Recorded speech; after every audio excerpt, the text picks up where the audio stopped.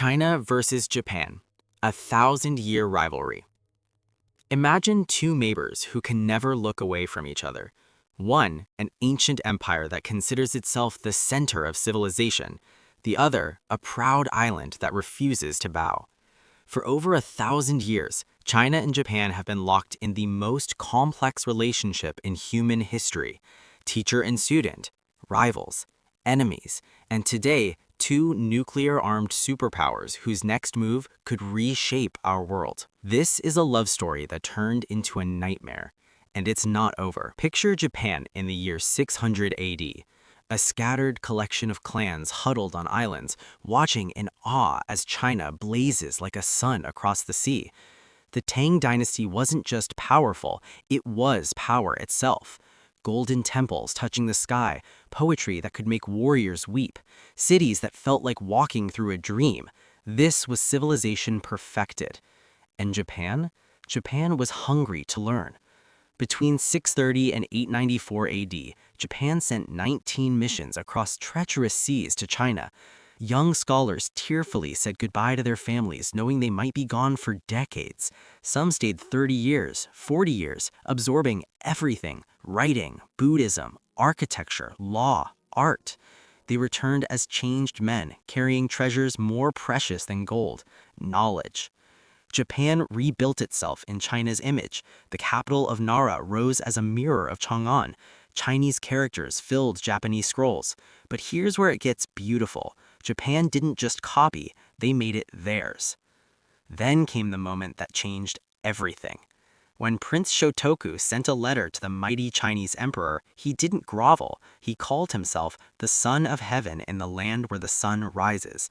Do you feel that? That's the sound of a student saying, "I'm your equal now." China was insulted, but across that wide ocean, there was nothing they could do.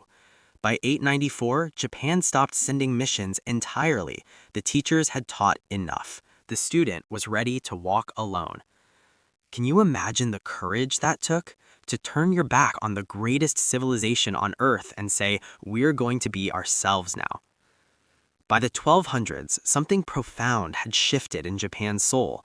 While Chinese scholars in silk robes debated philosophy and poetry, Japan was being forged in blood and steel.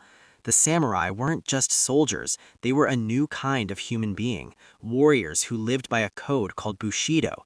Every breath was about discipline, every heartbeat about honor. Death wasn't feared, it was embraced as the highest art. Japan was declaring to the world, "We are not you. We will never be you." Then came the test that would define Japan forever. The horizon darkens with ships, thousands of them. The Mongol Empire, the unstoppable force that had crushed China, conquered half the known world, that made kingdoms tremble at the mere mention of their name, was coming for Japan.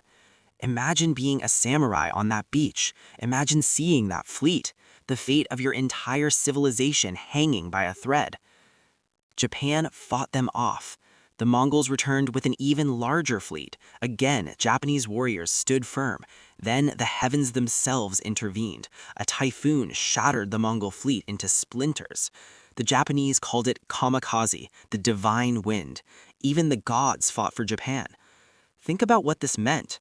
China had fallen to the Mongols. The greatest empire in Asia had bowed. But this small island nation, this nation of warriors, they had stood firm. In that moment, Japan stopped seeing itself as China's little brother. They saw themselves as chosen, superior, unbreakable.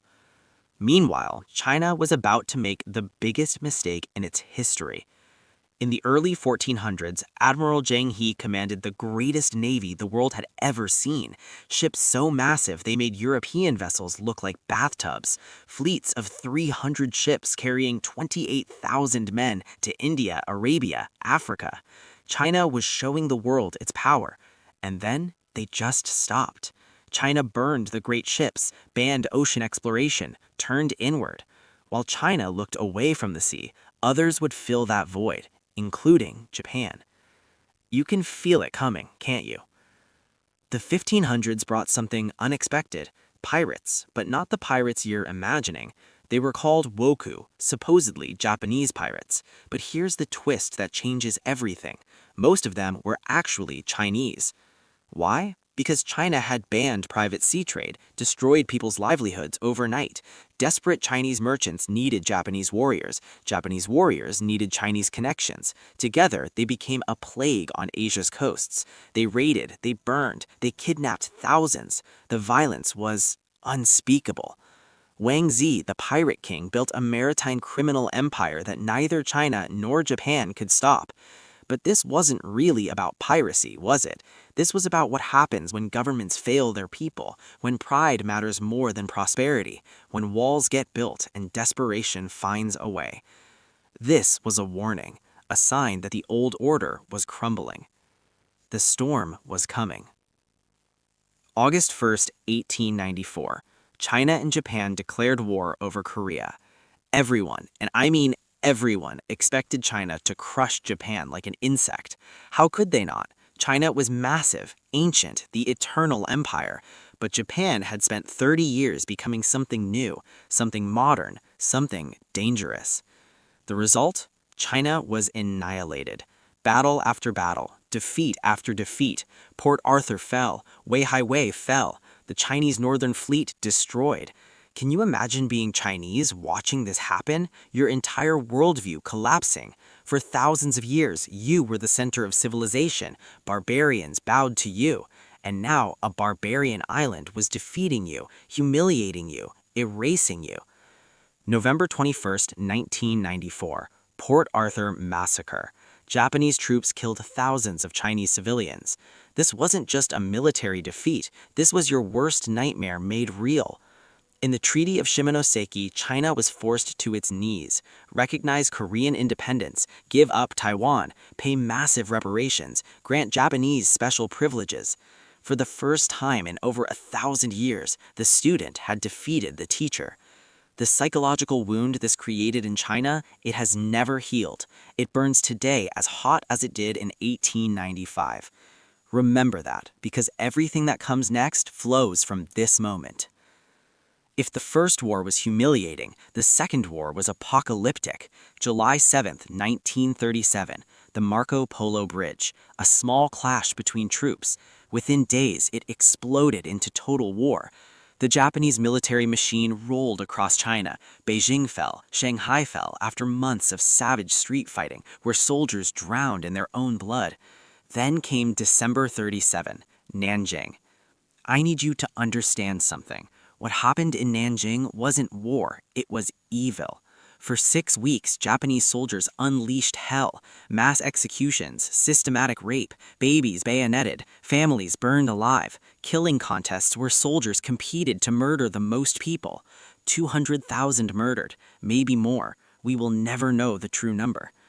Imagine being a parent in that city. Imagine trying to protect your children while the world ends around you. Imagine the last thing you see before you die is your daughter being... The Nanjing Massacre became a scar on humanity itself.